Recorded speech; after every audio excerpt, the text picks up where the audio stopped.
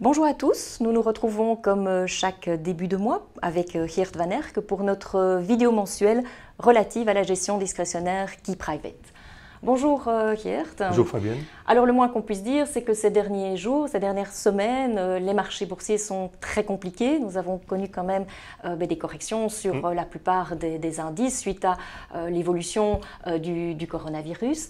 Alors, début du mois passé, donc dans la vidéo précédente, rappelons que le comité d'investissement avait pris la décision de ne pas devenir plus défensif au niveau de l'allocation des portefeuilles. Qu'en est-il aujourd'hui, vu l'évolution du problème, et quelle est la position du comité d'investissement? Oui, donc on a connu un mois de février qui a été négatif pour les actions, pour les marchés boursiers. Donc, de nouveau, retour au graphique. Ici, vous voyez l'indice MSCI All Countries World Index, c'est-à-dire l'indice de référence pour les actions mondiales. Nous avons ajouté notre indicateur préféré, c'est-à-dire la moyenne mobile sur 12 mois. Rappelons-nous, si la moyenne mobile ou si l'indice est au-dessus de la moyenne mobile, on reste investi.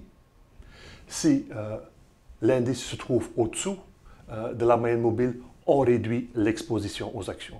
C'est ce qui s'est passé fin février. Donc, aujourd'hui, l'indice se trouve au-dessus de la moyenne mobile et donc le comité d'investissement a décidé de réduire l'exposition aux actions dans les portefeuilles Key Private. Si on regarde l'évolution sur le graphique journalier, de nouveau, on regarde l'indice MSCI All Countries World Index avec les moyennes mobiles sur 50, 100 et 200 jours et vous constatez que l'indice se trouve aujourd'hui à la fin de février, en dessous des moyennes mobiles. Donc, de nouveau, c'est un signal pour le comité d'investissement de réduire l'exposition aux actions. Donc, aujourd'hui, le comité d'investissement est devenu plus défensif dans les allocations dans les portefeuilles Key Private. Pourquoi? Parce qu'aujourd'hui, on voit que la tendance haussière pour la grande majorité des indices boursiers est en danger.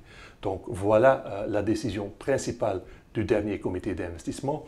On a réduit l'exposition aux actions dans les portefeuilles Key Private. Alors voyons maintenant justement la correction qu'il y a eu durant le mois de février, d'une part sur les indices, et quelle a été la conséquence sur les performances et les rendements de nos portefeuilles. Oui, donc quand on regarde les performances pendant le mois de février, vous constatez que c'était un mois assez négatif pour la grande majorité des indices boursiers. Par exemple, le Eurostoxx 50 a perdu 8,50%, presque 9% pour le S&P 500 en euros et moins 4,5% pour les indices des pays émergents. Donc, évidemment, nous étions exposés aux actions dans les portefeuilles Key Private, donc nous avons aussi connu des performances en rouge, négatives, pendant le mois de février. Le profil 5, donc 50% en actions, là, le portefeuille a perdu 4,50%, un peu plus de 6% pour le portefeuille dynamique, le profil 7. Le niveau de liquidité était à 5% pour nos portefeuilles en mois de février. Donc oui, nous étions exposés aux actions pendant le mois de février, donc évidemment, nous avons aussi donc réalisé des performances en rouge. Alors comme tu l'as dit, le comité d'investissement a décidé de réduire le pourcentage en actions. Peux-tu nous expliquer maintenant en détail la nouvelle allocation des portefeuilles? Oui, donc commençons-nous par le profil défensif, le portefeuille 3. Dans le portefeuille 3, nous sommes investis pour 18% dans les actions de la zone euro. Pour la partie obligataire, on reste avec les obligations d'État, les obligations indexées sur l'inflation et les obligations des pays émergents. On conserve évidemment notre position en or et pour le profil 3, le niveau de liquidité est à 5%. Puis le profil équilibré, le portefeuille 5, là, nous sommes pour 25% investis dans les actions de la zone euro et une petite partie est investie dans les actions américaines. Et là aussi, de nouveau, nous conservons nos positions en obligations et dans le prix de l'or. Pour le profil 7, nous sommes 20% investis dans les actions de la zone euro, 20% pour les actions américaines et aussi une petite partie est investie dans les actions des pays émergents. Là, vous constatez que le niveau de liquidité est à 15%.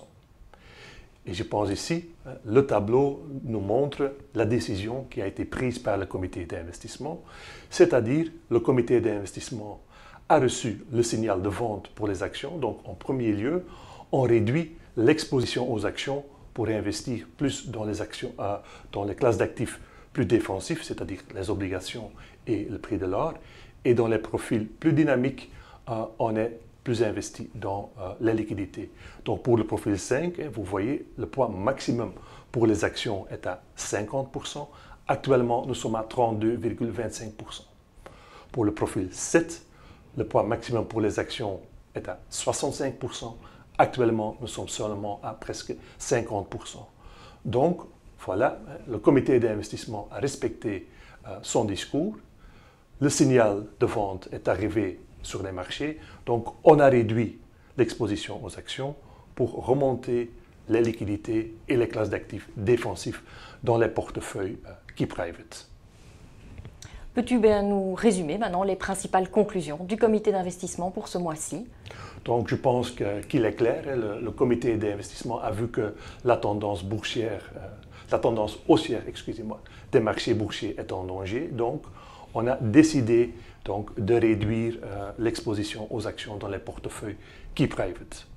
Pour les profils les plus dynamiques, là, on constate que le niveau de liquidité a aussi remonté de 5 à 15%.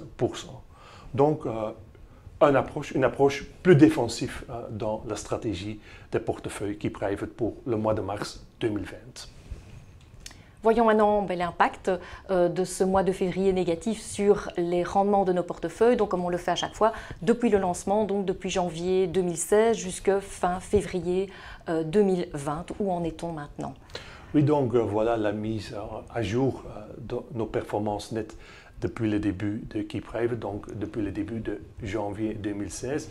Oui, donc l'année 2020 est de nouveau rouge, c'est logique. Les marchés ont connu une correction et il est impossible aujourd'hui de faire des prévisions. Actuellement, on a un rebond sur les marchés, mais je pense que personne ne peut dire si le rebond est temporaire ou structurel. Donc, on revoit de nouveau nos indicateurs à la fin de mars 2020. Pour les performances, donc les performances nettes, nous sommes à 3,5 pour un profil équilibré pour l'année 2020. Et pour un profil plus dynamique, c'est-à-dire le profil 7, nous sommes à moins 5,60%.